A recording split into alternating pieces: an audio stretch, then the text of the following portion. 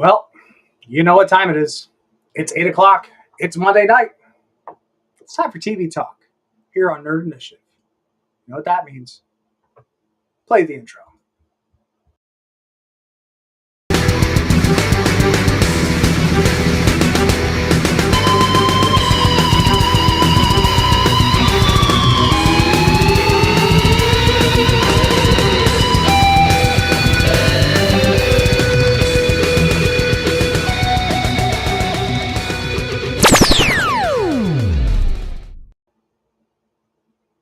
What a handsome young man on there, Welcome back, ladies and gentlemen. My name is Off the Cuff Tom, Nerd Initiative's Pop Culture Connoisseur.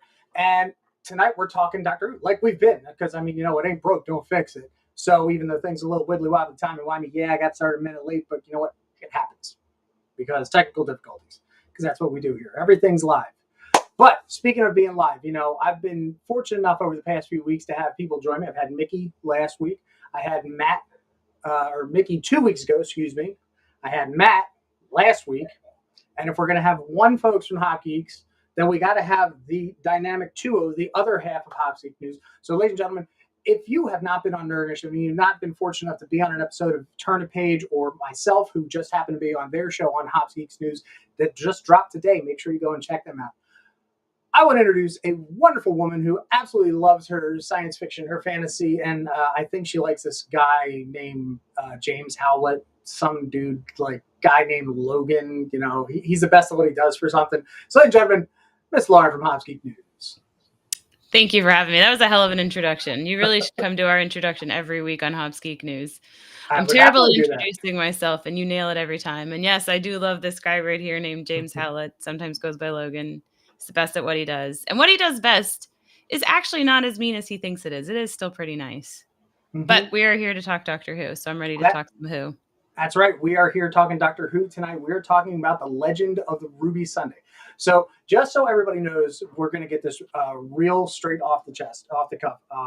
When it came to picking the episodes for this whole season, for everybody who's going to be on to be my companions for this whole endeavor, I asked them to not look at the synopsises or anything. They literally picked just based on names. And I think Lauren had hit it out of the park, quite honestly. Sorry, really? Mickey. Sorry, Matt.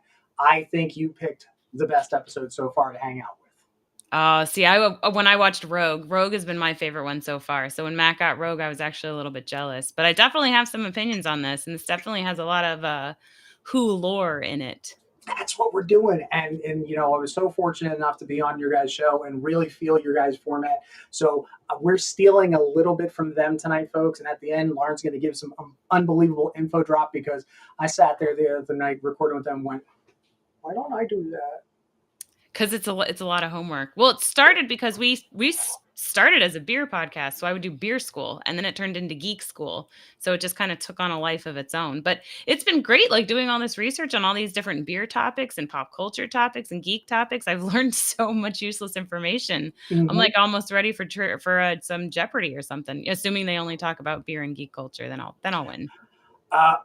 Well, there is, believe it or not, because, me being the pop culture connoisseur, as there are, there was a TV show about a decade ago hosted by the guy who went on to play Shazam, Zach Levy, called Geeks Who Drink. It is a franchise trivia company that goes around to bars, and they do geek trivia. I played the trivia in Texas. Yeah, I actually had it at one of my old bars I worked at. So I did not know Flynn Rider himself was part of that, but I was actually at a brewery in Austin and came across it, and we played some trivia. Yep, they did do a televised version of it for a while. He was the host. Oh, who knows? See, learning something new. That's what I do. So speaking of, we are going to be talking some Doctor Who tonight. This is going to be fantastic. I cannot wait to share this all with you folks. So let's get started. Okay, now first and foremost, we are talking spoilers. So again, I apologize. It's going to be a little wibbly-wobbly and timey-wimey. All right, we're just going to throw up the pictures here. And first things first, I was very surprised. The Doctor comes rolling right into unit. And trust me, I got a gripe about that. And he's just ready to go. Everybody, gold permission, this, that, and the other thing. And here we go. We've got the Doctor talking with everybody here, trying to figure out who this woman is. Now, that woman being the same woman that we saw in the ambulance, in the painting, not the next door neighbor. Who else was she? She was She was the like, hiker. yeah, and she was also in the Sir Isaac Newton one, the Mavity one. She's like, cause so we saw her before, like we saw her with the last Doctor with David Tennant, and Really? I see. I missed something. That's why we I had missed Laura to do that. the homework. Exactly. I did my homework on that because I didn't remember. Because honestly, for me, she looks very different in every cameo. I didn't realize the hiker was the same lady as the ambulance, and they were Hmm. very clear on her face both times. So yeah, I totally missed that. But yeah, she's been in all of them this season. And then the best part is that he even went and did a little extra homework on his own and found her as this particular person on this planet, this on this one, so on and so forth. And it was just like, okay, we got something going on here. Um, let's go. Here we go. Everybody, there you go. Everybody in their spaces and places.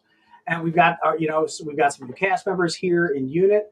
So going back, we have the uncomparable Catherine Lethbridge Stewart.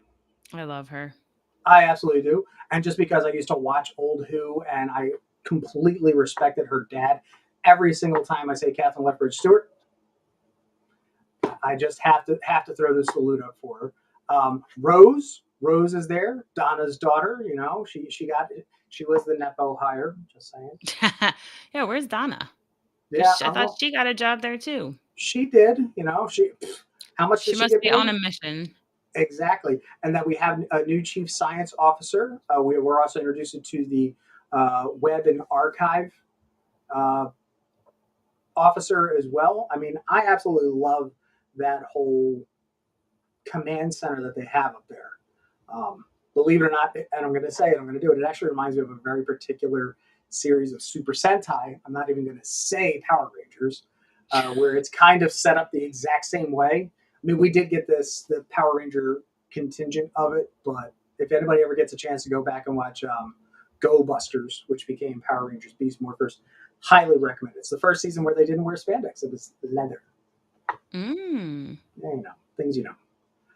So as that goes on, we've learned about all these fantastic things, and not only are they trying to figure out who this woman is, but they're also trying to figure out the whole history with Ruby itself.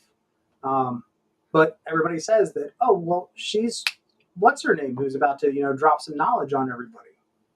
Oh yeah, his daughter. Mm-hmm. Her granddaughter.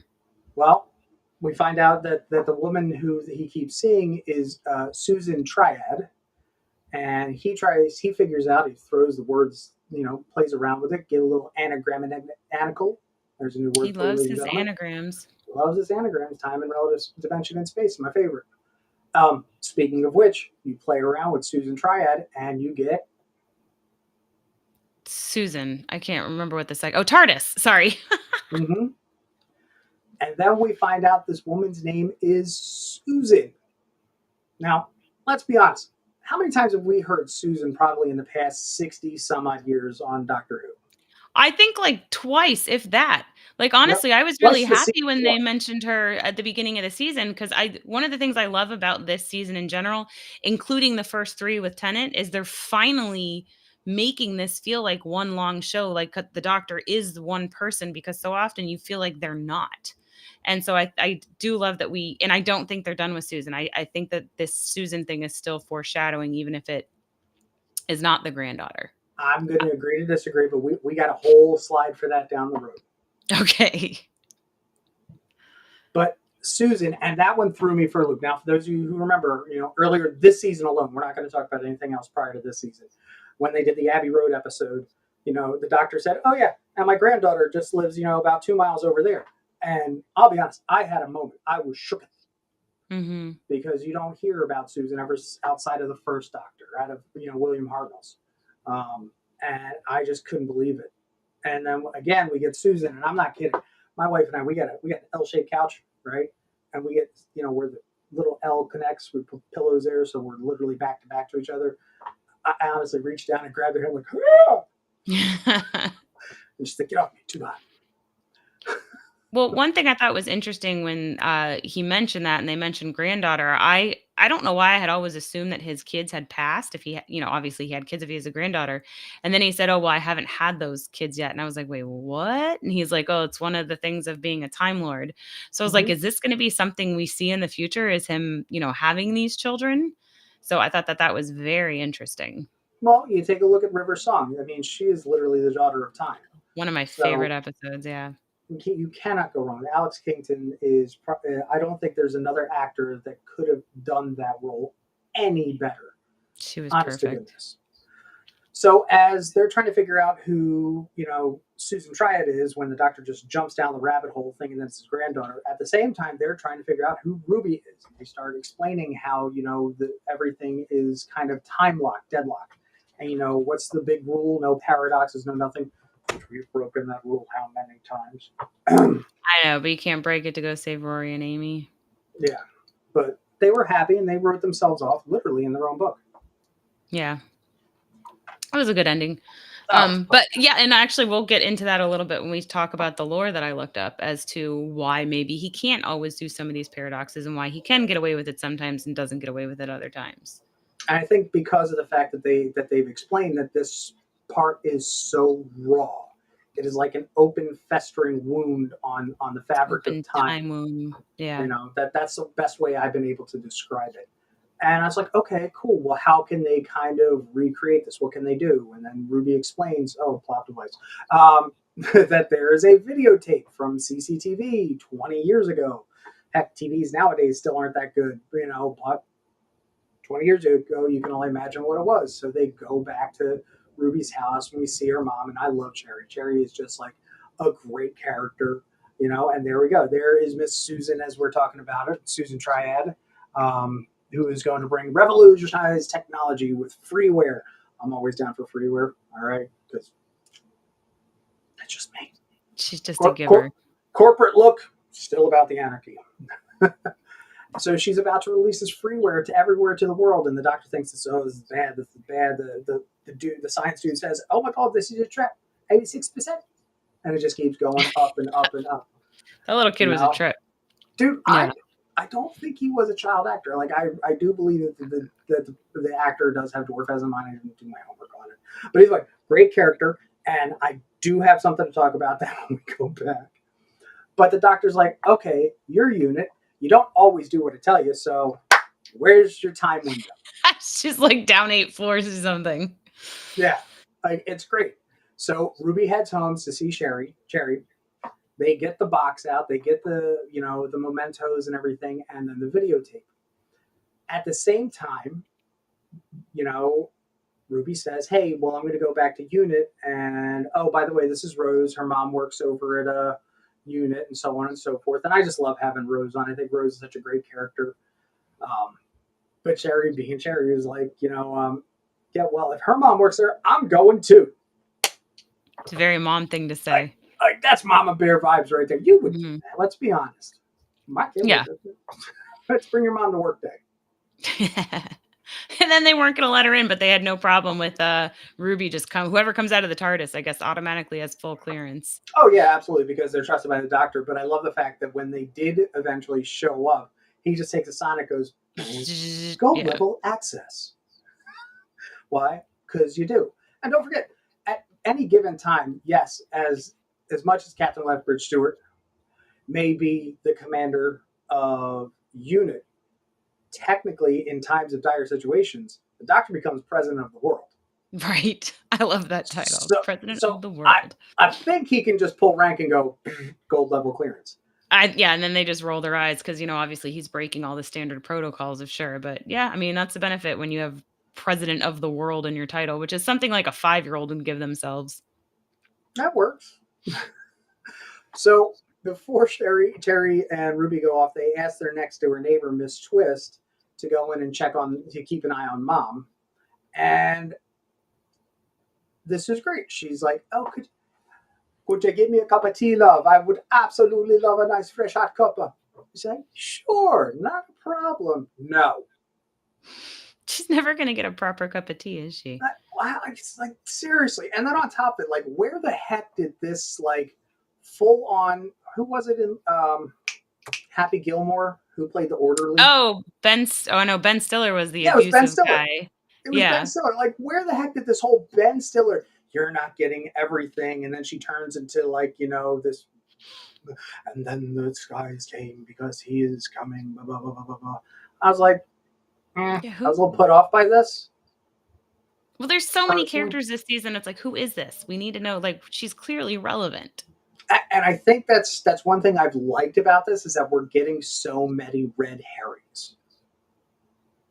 Right, and they're good about closing that loop. Like Dr. E might be seasons though, because sometimes they don't like connect something for a while, but they are good about always answering it. Yep, and I think that was really smart of them because with the liquidity, the wibbly wobbly timey wiminess of this episode of this season, you haven't gotten that full through line. Like, okay, we got the whole thing with Ruby, but that's it. Okay, we don't know where she's from. Great. Like, I know earlier, if anybody, who's come back, and thank you so very much for coming back and watching with us, especially right here in the chat. We've got Ken, absolutely. Let's go, Lauren. He's all about the Lauren. It's like, thanks, Tom. Okay, cool. I work on too. Thank you, Ken. Here we go. We got one here. The doctor explained regeneration to Ruby. We can use it to change our face and hide ourselves away. Mrs. Flood said to Cherry 10 minutes later, I'm always hiding myself away. Very specific. That is something that I have thought about. I don't know if they're going to go somewhere with that. I have my feelings on that. Do you have a feeling who Mrs. Flood might be? I really don't, but I didn't even put that together. But now I think maybe she's a Time Lord. And I do wonder, like, there's got to be more Time Lords. It's like, you always hear from that person who's the last of the race. And then you find out there's more of the race. And who knows how many kids he ends up having. And they're Time Lords. Like, River was a Time Lord. So, I mean, clearly it's she was daughter of time adjacent. She could regenerate. Only once. Right, but that wasn't because of how she was born, and this was a while ago. Wasn't that because she did something to like sacrifice herself so that she couldn't regenerate again to like save the doctor? Something like Someone that. might have to chime in. It's been a while since I watched that one. There's so much stuff to be involved. I know, I'm about due for a Doctor Who rewatch. It's been a while. Yeah, I'll try and find a whole 30-minute, recap. Now, Screen Crush is really good. The doctor said, okay, where's your time window? They go in, and I just love how just like, oh, look at what the little humans did. Cobbled together this time window. And I felt seen, honest to goodness. Up until just a little while ago, me personally, I have cobbled together every single little piece of tech that I could get to make a setup here. And then I've just recently been fortunate, knock on wood, to purchase a new computer, so I completely can understand what unit was going through, plus government funding. So they put together this time window where they could see into a moment of time, and I was trying to understand how the time window worked versus just showing up there. Because I think that they weren't supposed to be able to be seen or anything. It was almost like I'm trying to think of an example, like Scrooge, I guess, in A Christmas Carol. Like you can do whatever you can't do whatever you want because they weren't allowed to move, but like they can't see you. You're just rewatching the past is what it seemed like, but you're in there almost like a hologram. But then obviously it was more than that. Mm-hmm. And that's what I liked about this is that they used the technology that they had, plus the fact of having the video, because good old VHS, which I love the fact that when you looked at it, it looked like it was still an old VHS. Like it was a little fuzzy, it was a little blurry. You could see the little magnet glitches. That was kind of fun. But rendered in beautiful 3D, it really felt great. And I think on top of it, the emotional baggage that Ruby and the doctor brought into the scenario amplified it that much more. Like they said, the TARDIS looked solid as opposed to everything else. Mm-hmm. Yeah. And they made note of that. I did think it was funny though with the VHS because one of the things I've, said this season is God, Ruby's so young. She's younger than my daughter. So I'm like, this is a very young companion. Obviously, I've felt different about Rose because I was younger when Rose showed up. And then it was funny when they're like, oh, that's only 19 years ago. that there's still cameras up there. Like, that wasn't that long ago that she was born. So I thought that it was funny that it made it relevant as to how young she is. Because yeah, it was still an old VHS, but it was recent enough that there was cameras everywhere. Mm-hmm. So they made her age relevant for me. Then next off, we see in the background here, plus Mel, hello, Mel coming back after the anniversary special with when Jodie switched into Tennant again, from 13 to 14. That was awesome, bringing back the Legend of Tom and Lauren Sunday. I wonder who that could be. Matthew? No. Dr. Tom and Lauren Sunday. No, I am no doctor, but I play one on TV. But yeah, so as things are going, they figure out how to use this whole time window, and everything starts becoming solid, and they're trying to understand the nature of the situation. Ruby and the doctor stay in one spot, and one of the officers is trying to figure out where stuff's going. You see the cloaked figure. Things just didn't seem exactly as they were on the video or through his circumstance. He walks behind the TARDIS, and then he's no more. Yeah, ashes, like literal ashes in beautiful molded fashion. Like that was kind of cool. So what the heck is going on? I was really interested on where they were going with that. I really liked that scene too, because there was a lot of emotions, and like obviously they very much so trust the doctor, but the doctor is still somebody who has lived for over 1,000 years and can regenerate, and 1,000, but well over 1,000. Keep going. Well, I know in that one episode he was there for like 1,000 years, and just in that one episode, but I don't think, while he does view all life as precious, and we obviously saw that in Rogue, and we see that multiple times, but it's still, I feel like humanity's still a little bit different to him, and he sometimes forgets how fragile we are. And Kate almost looked mad at him. Mm-hmm. Like, you shouldn't have pushed him. And I thought it was such a good scene because it was such like raw emotion on behalf of both of them, because he's really just so determined, and he incidentally sacrificed this guy in a way, and she was devastated by that. It was a guy under her watch, under her control. So I thought that was a great scene. So they decide, okay, well, let's go do this, let's go do that.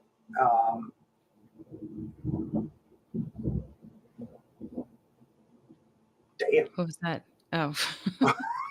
Sorry, we're about to get hit with a thunderstorm up where I'm at. Is your TARDIS making funny noises? No, my TARDIS is not making funny noises. It did make funny noises in that episode because, there was something going on. And which makes you think, was that noise in Rogue from him, or was it from the reveal at the end? I think it was the reveal at the end. I think so. So they decide, okay, we can't figure out what's going on with Ruby, so let's go figure out this whole thing with Susan Triad. So the doctor goes to visit Susan, and we get this whole handshake thing. And the whole time as it's going on, Ruby's saying, well, what if you see your daughter or your granddaughter or whatnot? Are you going to recognize them? And he says, yeah, you kind of do. Recognize the eyes. But he shakes Susan's hand and nothing. No. And I got to give Ncuti his propers on this one, because he was concerned and he was upset at the same time. And to see an actor portray that takes some nays. Like that is a very hard place to come from. Mm-hmm. And it just asks me, well, have you had bad dreams? Have you had nightmares? And all of a sudden it just clicks in Susan's head. Yeah. When he starts spouting out her dreams, her nightmares. Yeah. She gets out on stage, starts doing her presentation, and then goes full on squirrel moment and just starts getting all into her emotions about, all these nightmares she's had, who she's been, and this, that, and the other thing. At the same time, Rose is they're trying to figure out what is going on with the TARDIS, because there's some weird magnetic, they had to put it through a filter in the time window to figure out what is going on. What is this thing? They bring the TARDIS back up to the command center. There's two parallel storylines going on, but the best part is that Susan starts going off about this, that, and the other thing, and they're coming, he's coming, and so on and so forth. And then our new chief of, the not web, but what am I? The archive chief starts spouting off too at almost the same exact time with Susan. And then the doctor says, "Hey, by the way, what's the name of that girl you hired? Oh, Harriet Arbinger." You mean Harbinger? And it goes completely off the rails. We find out exactly that it is not Susan is the bad guy, the main antagonist. It's not Harry that's the bad guy. It's was something around the TARDIS that latched onto the TARDIS. And as they're going off, they start talking about all the different members of the Pantheon, the trickster, and then the maestro, the toy maker, and so on and so forth. And then we finally find out, the doctor figures out, we're looking at the wrong anagram. I love that it was still an anagram, though. I thought that was hilarious. It's like, because he can never be completely wrong. He's not allowed to be completely wrong. He's always going to be a little bit right. Was it an anagram when you take away so many letters? No, I didn't think. I mean, it was sometimes you just see things that you want to see. I'm sorry, I don't think it was an anagram because you took away so many letters. Okay, the letters are in there. That's like playing that that word game where you get the how many words can you make out of one really big word. No. Anagram is literally the same letters mixed around. Right, just mixed up. Yeah. That's all. I'm sitting on my TARDIS soapbox, and that's what I'm going to say about that. So we find out that it is Seth. Sutek. Thank you. Sorry, I rented lips tonight. And Sutek. I only remember because Sutek. So they obviously have a little play on words there. Mm-hmm. So it's Sutek and this big, huge Anubis-looking monster. Sorry, I don't have a picture for this because, again, I play fair and use exactly what Disney gives me because, thank you to our corporate gods. So it is Sutek. All hail the mouse and their money. So we finish off and you get the ... The to be continued. That killed me. I loved it. Like, I'm just raring to go. And to finally get an episode this season that's a cliffhanger that just makes you go, I'm in. I'm down. This is back to good old Doctor Who storytelling. And speaking of which, have you seen, there was another website who we will not name because we respect everybody for what they do and what they put out there. Have you seen that they put out an opinion piece, an editorial saying that, the new Doctor Who is just a reboot of the first season? No, I have not seen that. I don't ever try to pay attention to all that stuff, which I mean, obviously you're going to have a lot of stuff repeated. It's the same person. It's the same. I mean, how many years? I mean, right. How many storylines can you do? But I think back to the stories in season 1. I mean, granted, it's been a while since I've watched it, but they're two totally, completely different doctors, different companions, different. I mean, hell, we haven't even seen a Dalek. And not only to mention, the BBC literally rebranded this as season 1. Yeah, I thought that was interesting. I think they bifurcated right there. I think it's so they get new viewership. I think that's the ultimate goal. It's like on Disney Plus now, so we're going to treat it as a new show so people feel comfortable coming in now rather than being like, I can't jump in on season 13. Yep. And that's okay. That's fine. So I really wanted to make a retort, but I don't want to, pee in somebody's Cheerios. So, or wait, they're British. Pee in their Ribena. And they're what? Ribena. I don't even know what that is. Shall I connoisseur real quick? Go for it. Ribena is a currant-based juice that they use. It's been very popular since World War II, and it's a concentrate that you buy in a bottle, very nice, and you make beverages with it, whether it's for little kids or you give it to them after medicine or so on and so forth. You can do all kinds of stuff with it. So, Ribena. Something else I learned tonight. Had no idea. It's what I do. I love it. So, go ahead. No, you're good. So let's talk about our thoughts and theories from this episode. All right. So we're going to do that button and then that button because I'm still learning how to do this. That is the wrong button. But I like that button. I know you like that button. You know, there we go. We'll show it one more time. And if any Supernatural fans, you see Baby down at the bottom. That's my Power Rangers is Supernatural. There you go. Well, you know, I'm driving, so shut your pie hole. It's K-Cole. I like pie. So does All Dean, right. but he still says K-Cole. Okay. So, thoughts and theories on this one. First things first, and this is going to sound really stupid. I like to call this one 15 and still can't drive. Oh, because he slammed. I know he's because he rides the brakes. River even told him. Well, not only that, but I'm sorry, the TARDIS is supposed to materialize in places, not fly into unit like that. It was a pretty cool scene. I did actually enjoy it. But for one, he usually lands on they have like a TARDIS docking facility, don't they? The Winchesters can beat anyone. I don't want to spoil the last season since Matt hasn't seen it, but that was proof that they can beat anyone. No. Yes. No. Oh, I'm in Ireland, and you just locked a great night. I shall be having red beat tomorrow because well, cheers to you, my friend. Don't worry, I won't visit it. Now I gotta look. Can I buy this at Target? You can Amazon it. Okay, I will have to take a look. If you like black currant, it's a very specific flavor. I like it in beer. Okay, fair enough. So I'm sorry, but what is the deal? He's 15. He should know how to at least steer the TARDIS. Like I don't know who made the choice that he just whips the whip literally into places. I mean, we've already broken Cherry's kitchen. We've come driving right down through the center of the command center. You know, I'm just saying. I mean, sometimes the TARDIS has a mind of its own, but I feel like if they're going to unit and they were expecting him, then yeah, I guess it should have materialized. Or maybe he was already in that time zone, so he didn't materialize it. He was just flying it in. But either way, yeah, he should know how to fly it. No, and this is where it goes back to the thing where I've said, and I'll say it again in next week's episode. This is where they're wasting money on effects and not giving me more episodes. It did look pretty sweet, though. That is my off-the-cuff opinion right there. That's fair.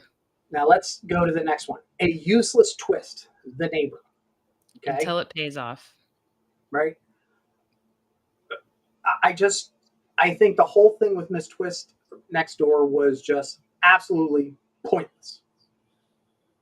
The whole time. Now I get it as a red herring looking back, cool, but was that scene really necessary? That you had to have her being all doom and gloom in front of Ruby's very superstitious grandma. Yeah. I didn't hate that just because I feel like that's going to pay off. Now, if it ends up not paying off, then if when I rewatch it, I'll be like, well, this is pointless. But so far, I'm okay with that. So far, I'm just intrigued with The Neighbor, especially because they made her mysterious immediately. Oh, yeah. What? Have you never heard of a TARDIS? Right. Exactly. No. Well, how have you heard of a TARDIS? So clearly, she's seen some stuff. Exactly. Now, this goes back. Now, I want to talk about Una real quick before we get to Forbidden Tech. Somebody in casting needs to stop knocking shit off. Okay? Stop giving me new characters in Unit to fall in love with. Like, seriously, every time we go back to Unit, there is somebody new, and I'm like, I love you. You're fantastic. You're a great character. I want to see you come back. And then, dead. Or evil. Or evil. You know? Just give me somebody to look forward to come back to. Don't get me wrong. I'm all about Catherine Lethbridge Stewart. Same. You know? Just boom. But now we got Rose. I think they'll keep Rose consistent. And I love that connects us to Donna, again, connecting us to past episodes. Yep, and I love the fact that, the previous companions all have jobs. I would have loved to get a nod to see what Graham and Ace are doing. What about Mickey and Martha? Because they were working, I think, for Torchwood. They were doing something together. Mickey, last time I remember, he went back through the window, came back, and then married Martha. And I just think they just kind of happily ever aftered them. But they were like in the trenches doing stuff. So they're still doing stuff. They're still saving the world. But Torchwood was kind of abandoned at one point. So, yeah. I mean, we don't have the Osterhaven key anymore. So there's a deep cut right there to remember that damn name. Okay. Yeah, I pulled that So up. Forbidden Tech, I love the fact that Unit is still kind of breaking the rules. I mean, we've got the new time window, new old time window. You had all that stuff that was downstairs years ago with, the button. If you remember that, where they made the two duplicates of the one young lady who was totally fangirling. Again, another character, because Unit needs to just hire everybody. So I like the fact that Unit really does toe the line ish. Like they've learned from the doctors, like, oh, we can do this. Oh, we cannot do that. So that was enjoyable. And then I put it up there. There's anagrams, and then there's anagrams. And then there's not anagrams. Exactly. This was a proper anagram. I'm sorry. Oh, let's try it. Susan. Okay, TARDIS. Sutek. No, that is. Hey, let's take away all the words. Like you're going for the big word in Scrabble, and then you realize you can't put the Z on the triple letter. So you're like, oh, well, let's just take everything off until something fits. And you get less points. Exactly. I thought that was a cheap out. Just me. And then we have more. The Pantheon was mentioned again, back to Trickster, Maestro, Toymaker, and then I believe they mentioned another one as well. And then we get to Sutek. Now, I put up here that it says once off returns. Not really. And because we've been doing this fantastic stuff with the lovely folks over at the Hops Geek, and Lauren does the beautiful downloads, give me some download here on Sutek. So, Sutek was actually a powerful Osiren, or an ancient Egyptian god, who led the pantheon of discord, what we were just talking about, and wanted to destroy all life in the universe, much like he actually proclaimed in this episode. So he feared anything that may challenge him. So instead of, worrying about that, he decides he's just going to destroy all living things, so he doesn't have to worry about that. He believed his acts of destruction freed those he killed from tyranny of hope and choice, instead delivering them with the certainty of death. So the pantheon of discord included a group who wants to alter reality and basically cause chaos. Members of said group include, but are not limited to, the Toymaker, who we've seen this season, the Trickster, and Maestro, who we've seen this season. Yes, so we were just talking about all them. So we're coming full circle, which I love. And Russell T. Davies did mention that we would be getting more gods. So, back in 1951, the Trickster actually made an attempt to change history and allowed the Pantheon to enter the universe when he successfully convinced one Sarah Jane Smith to save her parents from dying in a car crash. Anybody who got into Doctor Who in 2005 and beyond, you got to know Sarah Jane with 10. And this allowed the Pantheon to enter the world through a weak point on the web of time and suck the life out of Earth, devastating the planet and killing all but a few humans. This timeline was fortunately averted because her parents realized what them staying alive could do to everyone's survival, so they chose to die willingly. Now, this was actually occurred in her spin-off, Sarah Jane Adventures, which was sadly canceled when the actress passed away. I never sat down and watched this, but my oldest did, and she loved it. But there was a lot of story that they were still going to tell that they didn't get to, that I think we might start seeing now. It would be an easy way to come back to it and finish out some stories. Yeah. Yeah. So, side note, Ruby trying to find who her mom was may not have been the best plan, because this might have messed with the web of time with this little time window. So, back to Sutek specifically. So, Sutek first appeared in the Who universe with Sarah Jane and the fourth Doctor, Tom Baker, in 1975. Scarf. It was a 4-part story called Pyramid of Mars. That's how I remember every Doctor's like, which one had the scarf? Which one had this? Which one had that? Who had the celery? And look, now he's in a different outfit every time. It's so funny. Okay, so this was called Pyramid of Mars. So this 4-part story took place in 1911. Sutek had previously been trapped by his brother Horus. So this is going back to like real Egyptian mythology. And because he wanted to destroy everything. So Horus didn't want him to do that either.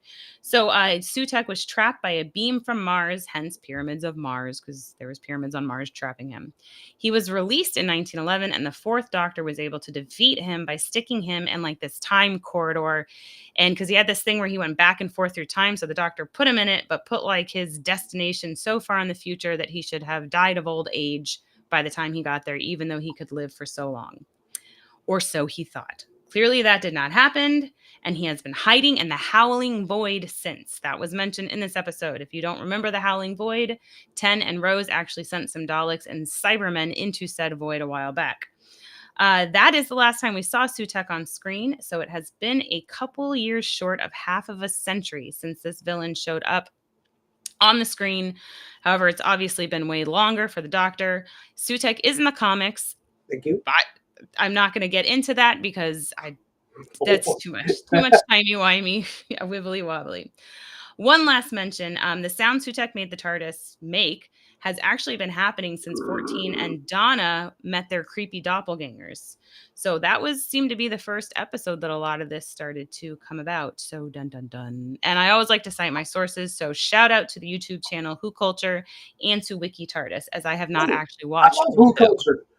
Speaking of which, if you are a fan of Who Culture, definitely check out their Trek Culture. I love you, Sean. You're fantastic. Thank you very much. There you go. And that's my Sutekh school. Sutekh school is now in session. Please make sure to pick up your pyramids and take them home with you. And do not turn your beams on until it is safe to do so. Exactly. And thank you so much. That's fantastic. So kudos to Lauren on that. I love the download. I'm going to have you on more often just to be busy weekend. So I think this is a great idea. Now, this is where Lauren and I are going to disagree. Okay? Lauren, what is your theory on Ruby Sunday and her mom? I honestly have no idea. So when I was thinking about it, I'm like, my idea came completely out of left field. Do I actually think this is going to happen? No, I really don't. But I think it'd be a lot of fun and really cool. So the way that they're building this, Ruby Sunday's mom has to be somebody. She can't just be a nobody. And they can't pretend like she's a nobody and then say she's Palpatine's granddaughter. They have to say that she is somebody. I do think she might be a Time Lord. And so what I think would be really fun, again, I don't think this is true, but I think it would be really fun, is if Missy was her mom. Because the last we saw Missy, she started to really not be such a terrible person. She wasn't really the master so much. She was Missy. Yeah, she was Missy. And I also love Michelle, what's her last name? Gomez? Hernan? Okay. I absolutely love her. Love her in Doom Patrol. Love her in Doctor Who. And it'd be really cool if, she happened to have a kid but she was like, oh, I'm too evil to carry on with the child, so I'm going to leave this child here. And she saw a TARDIS. The person knows what a TARDIS is. They weren't surprised to see a TARDIS. There's some kind of sensing of it. And I truly do believe whoever gave up Ruby did not want to, because you even say she stopped and she's emotional. And so, I can't imagine giving up a child is easy for anybody, but I truly feel that this person did this because they felt they had no other choice. So I'm going to disagree with you, and I'm going to stick with my theory that I've had since the beginning. And just because, ladies and gentlemen, we have different opinions on here, I'm not going to, you're wrong, I'm right. That is what I'm probably wrong. But that's the beautiful thing about Nerd Initiative. It's the home of pop culture positivity. And we're open to everybody, to all your ears. The only gate we keep is open. But my theory, I think that Ruby Sunday, is a daughter of the Pantheon. Now, you said Osiris, all right? Now, I'm even going to swivel from this because I did a little homework myself. But if Osiris was a benevolent god, as Sutekh was an evil god, I do believe that possibly Ruby is a good side of the Pantheon. If we have the Pantheon of Discord, we've got to have a Pantheon of Hope or something. In DC, we do have the Lords of Chaos and Order, right? Hawk and Dove and so on and so forth, Dr. Fate. So I really do think that there's an opposite side, a yin to the yang of the Pantheon of Discord. And I think that Ruby is from that side, who's supposed to clear up and fix everything. That's my idea. I think bringing in the Egyptian mythology is definitely a lot of fun. And I know, and again, I haven't watched Old Who, but I know that they have done more stuff, because when you Google some of the villains and whatnot of Doctor Who, is straight up cheating.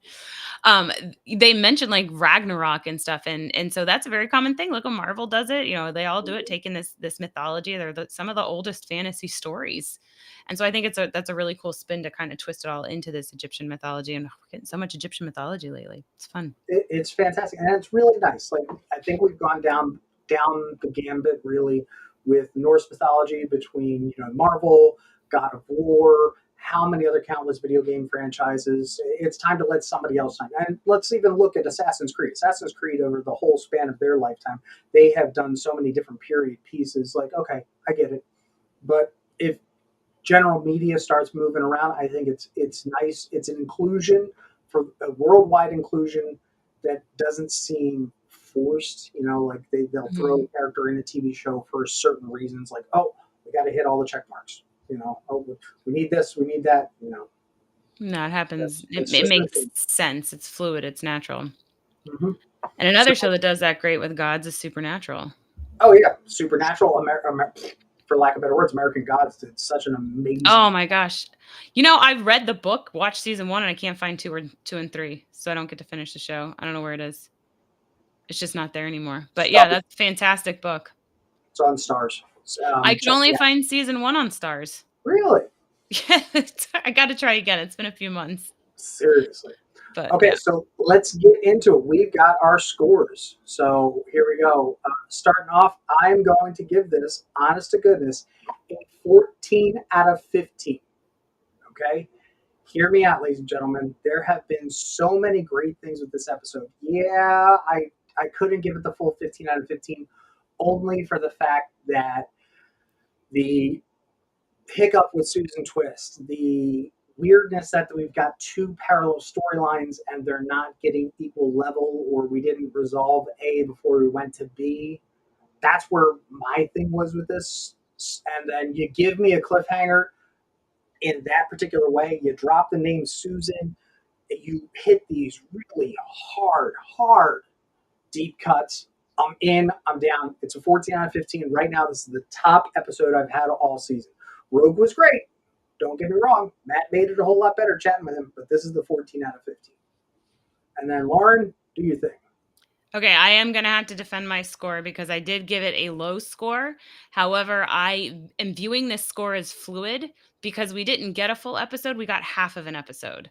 So I did not realize they were cutting it in half. I probably should have realized that beforehand. So when I was watching it, I was at the peak of my all right, let's go. And then the to be continued, I was like, what?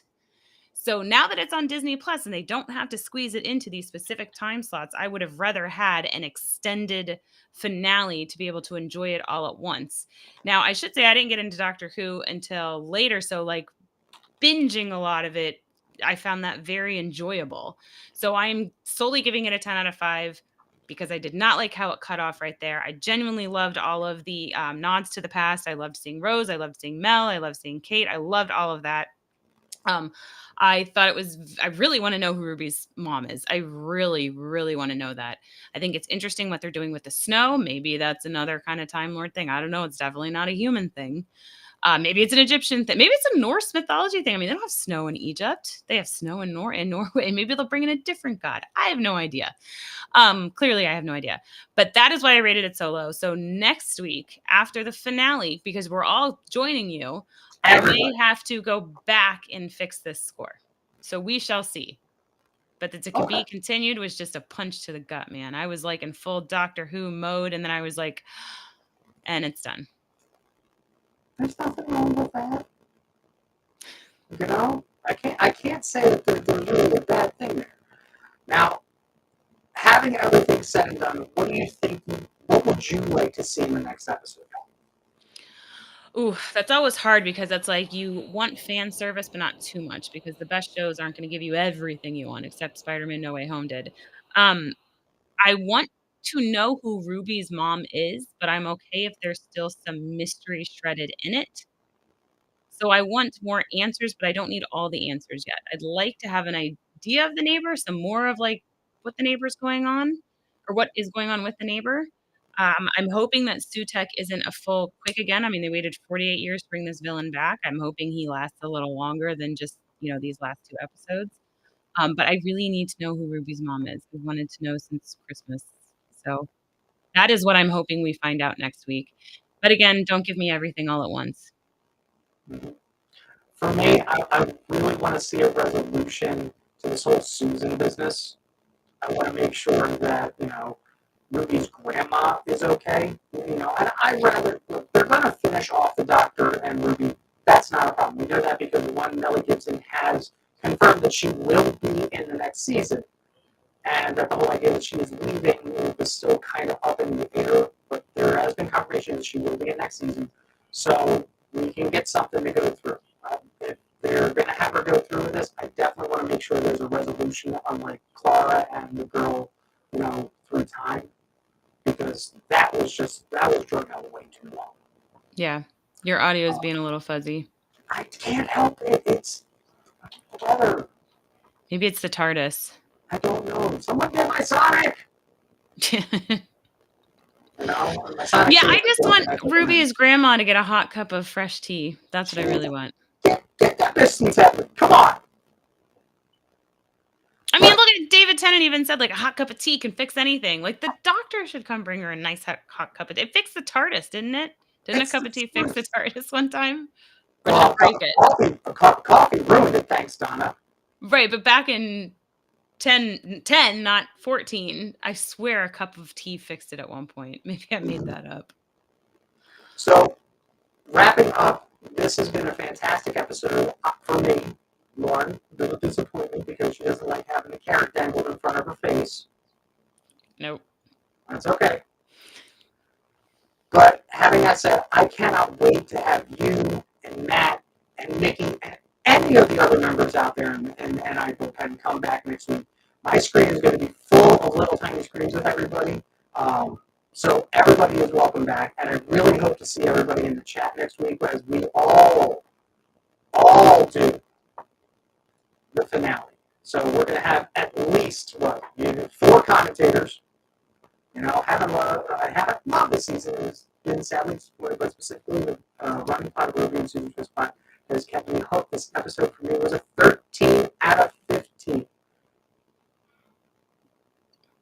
There you go. Enjoyed this one more than me. And I have been enjoying this season, but Ken is saying that my audio sounds right now that I should just say exterminate, because it sounds that bad. Fine. Maybe I'll wear these headphones tomorrow night on your show. Sounds like you're trying to destroy us all. That's all right. Having that said, let's do the homework real quick. Ladies and gentlemen, as always, when you're here on Nerd Initiative, we always got to remind you to, real quick, make sure to subscribe. When you're done with that, exterminate the bell for notifications and tap that thumbs up because we really want to make the bosses know that we're doing a good job and you want more content.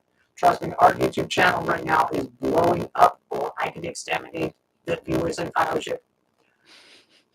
And we're so happy to have you. Doctor! Can you do that? Doctor! Doctor! Exterminate! Time Lord detected! Someone give me a jamming doctor and we'll fake it like a button. We're having a great time here on YouTube. We want to have you back. There's so much content coming out right now, almost on the daily. Always. And we want you to come back. Lauren's doing an amazing job about The Boys, the show that I've still never watched. Oh my gosh, you're crazy. It's so good. I know. I got the things. All right? But on top of that, we got to make sure to give our props to everybody that's out there. So first and foremost, make sure not only are you subscribing, you're making sure that you hit that, QR code right there. Subscribe to the YouTube. And with con season right now, I sadly am coming up Lauren's beautiful face right there. But either way, make sure that you get your merch because con season is coming up. You can wear your nerd on your sleeve or on your hat or on your coffee cup. Wow, I am really getting feedback now, hearing my own voice. It does sound like shit. Anyhow, also check out the website, and with everything else going on, Wrestling Night Live on Thursdays, dropping in from the top road. Tomorrow night, Tournament, we have a very special guest on to New Comic Book Day. Lauren, how many reviews are you doing this week? I just got 2 this week. Black Panther Blood Hunt #2, and then I have Helen of Windenhorn, which is issue 3 from Dark Horse. So I just combined 2 comic books. Dark Horse, and it's really good. #3 is really where that issue or that comic has picked up. It's a lot of fun. For me personally, I'm taking this break. I am not doing Power Rangers this week, so that's going to be fun to give a different take. I'm doing Masters of the Universe again, picking out of a wheelhouse with like Tim Sheridan writing. Again, you can come back here. Make sure you follow us. The TV Talk. you've got Turn a Page, you've got all the stuff. Because, here at Nerd Mission, we love our QR codes. But the one that's most important tonight, aside from mine, because it's only going to be for 2 seconds, is make sure that you follow everybody here at Hops Geek News. Now that we've had the 2 most wonderful hosts of Hops Geek News, the other 2. But Lauren, make sure to tell them everything about Hops Geek News and do the thing. Yes, we are a geek/pop culture podcast that discusses a new topic each week over a craft beer. Our past episode, we actually had Tom on, and we talked about when did pop culture become geek culture. We kick off every episode talking about our beer, talking about recent news, and what comic books we've been reviewing or watching, just to give you kind of recommendations. And the week before that, we recap The Boys seasons 1 through 3 and Gen V. And next week, we are actually going to be doing a 30th anniversary special for the best movie ever, The Lion King, which I still can't believe is 30 years old. You can find us everywhere at Hops Geek News on the TikTok, the Twitter, the Instagram, the Facebook, the YouTube, all of it. And that's where you can find us. And because Generalissimo says so, you got to subscribe to Hops Geek News ASAP. Absolutely. Lauren, I can't tell you how fun it was to have you on here tonight. I cannot wait to do this again with you at some point, whether it's talking Doctor Who, whether it's talking anything else. I definitely want to come back for we follow up on this whole geek culture become pop culture. Oh, yeah. We could have gone on forever. Seriously, I think we definitely hit the nail on the head. And as I always like to say, and again, thank you, Lauren, to you. I cannot wait to see what reviews you got coming out this week, all the episodes. When you do the Lion King, just make sure to give me a call. I go, so I'll be more than happy to. And on that note, thank you again. And then to everybody else out there on Cyberlink, my name is Tom. And always, as I used to say, be excellent to each other.